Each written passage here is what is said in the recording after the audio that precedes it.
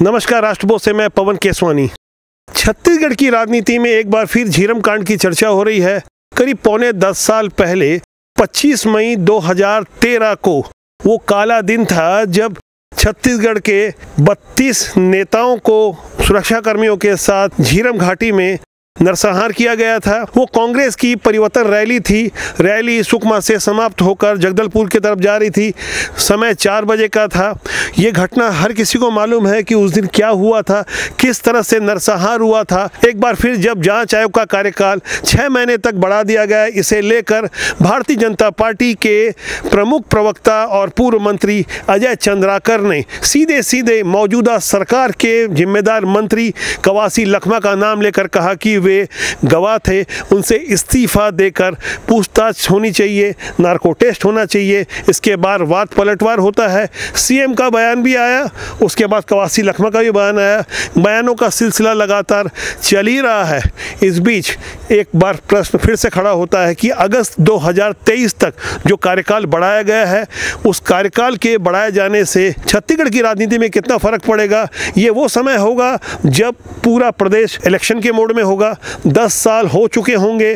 10 साल बाद भी यदि जांच पूरी नहीं होती है तो यहाँ सवाल खड़े होते हैं कि आखिर झीरम कांड में ऐसा क्या था जिसकी एनआईए जांच अभी तक सार्वजनिक नहीं हुई है, जिसकी जांच आयोग की रिपोर्ट अभी तक सार्वजनिक नहीं हुई है। ऐसा इसमें क्या है जो अभी तक जांच सार्वजनिक नहीं की जा रही है। समझने वाली बात यह है कि कवासी लखमा की भूमिका क्या थी, वो तो अलग प्रश्न है, लेकिन अजीत जोगी जो बार बार यह सवाल उठता है, उस समय अजीत जोगी की जो भूमिका थी, अचानक वो उस जगह से चले गए थे। उसके बाद कभी भी इस पर खुल के चर्चा नहीं हुई। लोग जरूर आक्षेप करते रहे, प्रश्न उठाते रहे, लेकिन राजनीतिक बयानबाजियों से इतर आखिर ऐसा क्या है इस जांच में जो अभी तक सार्वजनिक नहीं हो पा रही है। आखिर 10 साल हो गए, 4.25 साल कांग्रेस की सरकार रही और उसके बाद भारतीय जनता पार्टी की सरकार 2013 से 18 के बीच रही। अभी तक जो जांच रिपोर्ट सामने नहीं आई है, उसे लेकर इसके पहले नवंबर 2021 में भी तब चर्चा हुई थी जब संविधान के अनुच्छेद 164 का हवाला देकर जस्टिस प्रशांत मिश्रा की अध्यक्षता वाली आयोग ने रिपोर्ट राज्यपाल को सौंपी थी। राज्य सरकार के सामान्य प्रशासन को रिपोर्ट सौंपने की बजाय जैसे ही राज्यपाल को रिपोर्ट दी गई, तब वहां राजनीति शुरू हो गई।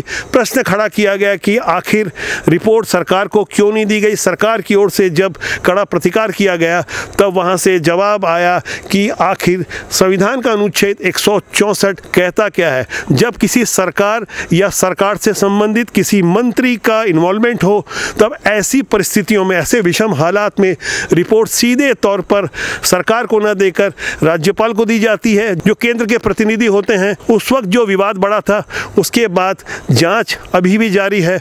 जांच को लेकर सारी बातें सिलसिलेवार ढंग से आपके मैं सामने रखूं, इससे पहले आपको भाजपा के प्रवक्ता अजय चंद्राकर, सीएम भूपेश बघेल और मंत्री कवासी लखमा, तीनों की बातों को गौर करना चाहिए।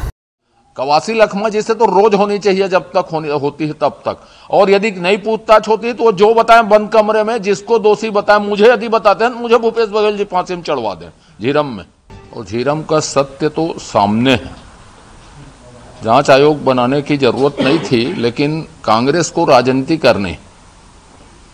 यदि जांच की रिपोर्ट सही समय में आएगी तो कांग्रेस कौन से मुद्दे में राजनीति करेगी। आयोग है वो फैक्ट फाइंडिंग नहीं करती, जांच एजेंसियां करती है। या तो पुलिस करे या एनआईए करे, सीबीआई करे, तो ये एजेंसियां हैं वो जांच करती है। जांच चाहते ही हैं, अच्छी बात है, नार्को टेस्ट हो जाए रमन सिंह जी का, मुकेश गुप्ता जी का, और ये जो मंत्री लोग कर रहे हैं उनका भी, कवासी लखमा भी हो जाए, कोई दिक्कत नहीं है। लेकिन पहले तैयार तो हो। उसको पेट दर्द बहुत होता है, ये क्यों मंत्री बनाए, ये बड़े लोग को बनने का है, उसको ज्यादा बोलने का जरूरत नहीं है। उसका इतना ही दर्द है, वो अपना राजनीति भाव खाने, उसको कोई तो पूछता नहीं।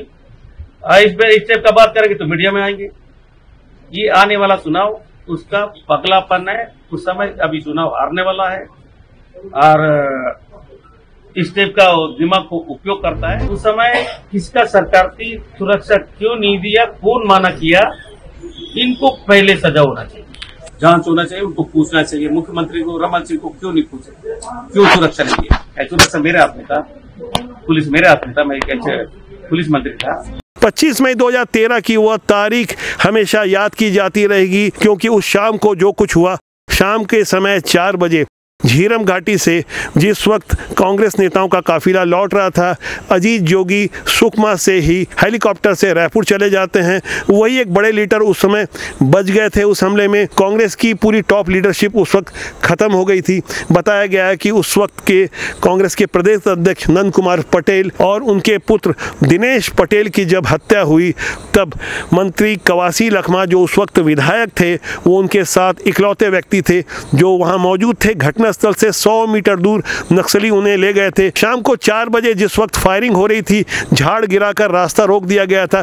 करीब 1 घंटे बाद 5 बजे पहाड़ से नीचे करीब 200 नक्सली नीचे उतरते हैं और बंधक बनाने का सिलसिला शुरू करते हैं। तब महेंद्र कर्मा जो मलकी सिंह गेंदू के साथ पीछे की गाड़ी में थे, वे भी आत्मसमर्पण करते हैं। नक्सली उन्हें अपने साथ लेकर के जाते हैं और उसके बाद बेरहमी से उनकी हत्या करते हैं। बताया गया कि उनके शव के ऊपर डांस भी किया गया और चाकुओं से हमला करने में बड़ी संख्या में महिला नक्सलियों की भी सहभागिता थी। नक्सली जिस वक्त वहां की स्थानीय बोली भाषा में बात कर रहे थे, उस बोली को समझने वाले, स्थानीय भाषा को समझने वाले इकलौते व्यक्ति उस वक्त कवासी लखमा ही थे। यही कारण रहा होगा कि अजय चंद्राकर ने एक बार फिर कवासी लखमा के ऊपर उंगली उठाई है, जबकि सीएम भूपेश बघेल का साफ तौर पर कहना है कि एनआईए भी जांच कर रही है। उनके पास जो कागजात हैं वो अभी तक राज्य सरकार को नहीं सौंपे गए हैं। ऐसे तमाम वार पलटवार के बीच छत्तीसगढ़ की राजनीति में एक बार फिर झीरम कांड की चर्चा हो रही है।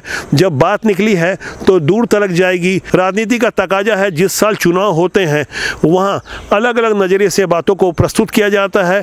खासकर 2 व्यक्तियों की चर्चा हमेशा होती है, एक तो दिवंगत पूर्व मुख्यमंत्री अजीत जोगी, दूसरा मौजूदा सरकार के मंत्री कवासी लखमा। इनकी भूमिका को लेकर सवाल खड़े किए जाते हैं।